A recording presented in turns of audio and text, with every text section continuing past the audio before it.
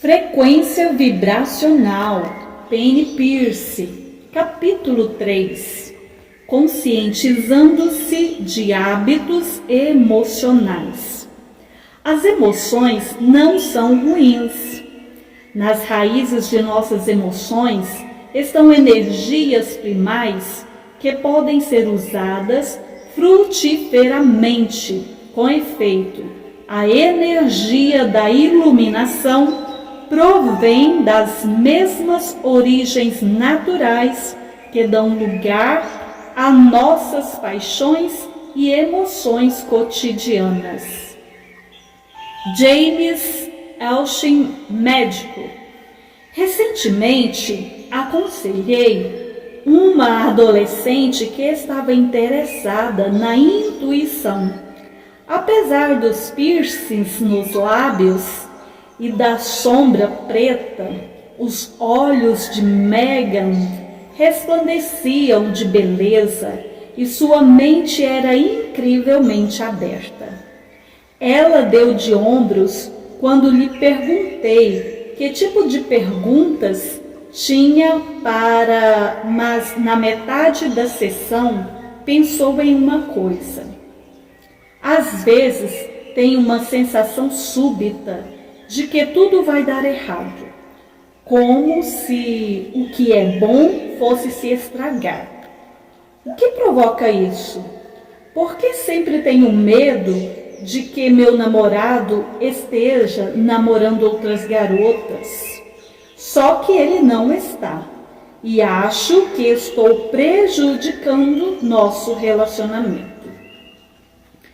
Intuí seu corpo e percebi o local no plexo solar dela, onde a sensação súbita de pavor, aparentemente vinda do nada, costumava atingi-la. Atrelada a essa sensação, vi uma vaga imagem do pai dela. Então perguntei-lhe se o pai havia abandonado a ela e a mãe. Sim, quando eu era pequena, respondeu ela. Senti como seu corpo havia reagido àquela contração original de medo, aquela sensação confusa de abandono e consternação pela dúvida de poder ter de algum modo feito o pai ir embora. Era como se a parte de sua mente, que antes não precisava estar a postos, tivesse então sido despertada. Uma parte que dali em diante ficaria de olho nas situações em que alguma surpresa devastadora parecida pudesse acontecer. E o que essa parte estava dizendo era: nunca serei pega de surpresa novamente. Percebi que a tendência natural de Megan era confiar e querer amar e que, quando o fazia, seu subconsciente relaxava. Então, de repente, ele se lembrava: existe algo de familiar nessa situação. Você pode ser abandonada. Tome cuidado. E do nada se retraía. Em vez de perceber que estava revivendo uma experiência do passado, Megan estava projetando a ansiedade em quem estivesse por perto, pois já havia perdido vários amigos e um namorado por causa disso. Trabalhei com ela para ajudá-la a entender que o seu corpo estava ultrassensível e alerta, que ele simplesmente estava fixado naquele primeiro choque e que ela poderia facilmente programar-se essa reação, principalmente por ser ainda jovem e estar muito próximo da experiência original, ou seja, não tinha passado por mais 20 perdas semelhantes por causa da revalidação que a mente vigilante dava à contração original, como é o caso de muitos adultos. Você nasceu, ainda é sensível às vibrações. Como Megan, entramos nessa vida inteiramente abertos e confiantes, esperando alegria e livre troca de amor nutrios. Certamente, todos somos empáticos e sensíveis às vibrações quando nascemos. Em Evolutions and Joseph Chilton Pearce descreve de que modo o embrião, poucos dias após a concepção, forma um bloco de células vibrantes que se tornam o novo coração. Essas células parecem ser sensíveis ao som e sintonizam a pulsação cardíaca e a respiração da mãe, que aparentemente são necessárias à posterior formação da cabeça do bebê. O estado emocional da mãe e qualquer padrão repetitivo de comportamento são gravados no feto por meio dos hormônios e do tom de voz dela. Depois que o bebê nasce, quando seu corpo ainda está carregado de hormônios suprarrenais, o intestino da mãe e do pai também é carregar o recém-nascido do lado esquerdo de seu corpo, perto do coração. O coração dos pais estimula o do bebê, ativando assim a mente cerebral e tranquilizando a criança de que está em segurança. É notório que a gravação de uma pulsação cardíaca pode reduzir entre 40% a 50% do choro dos bebês. Pearce descreve também como os recém-nascidos continuam vivendo num mundo sutil, ligados quase completamente no corpo da mãe.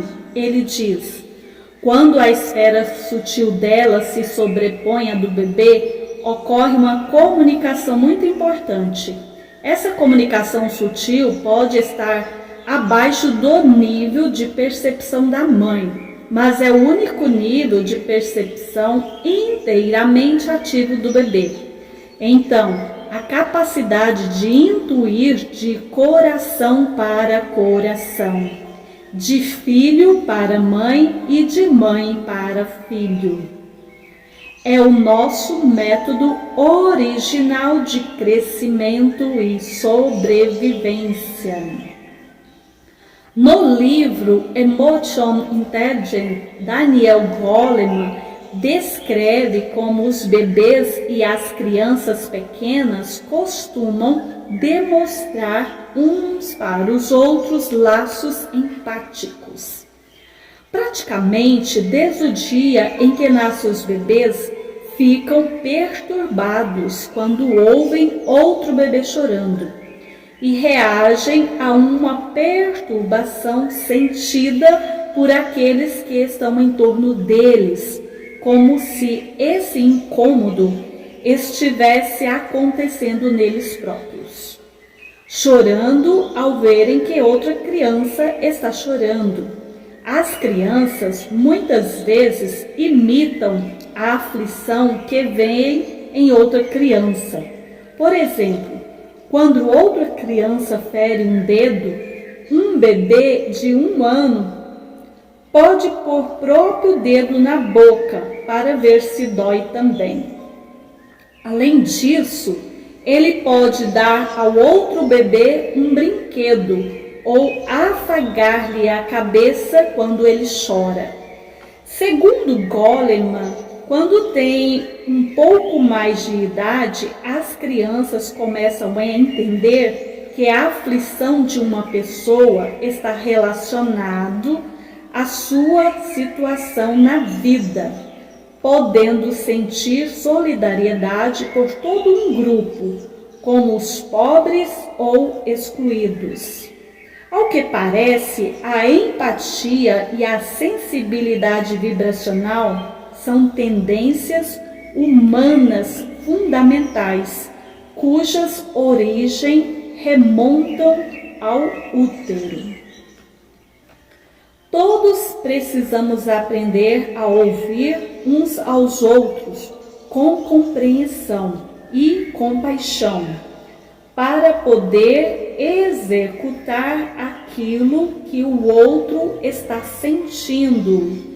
Tintinhar Ren.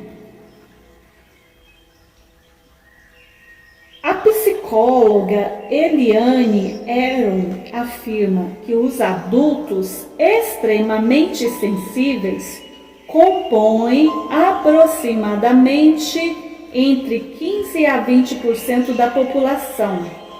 Essas são pessoas que percebem coisas que os outros não observam.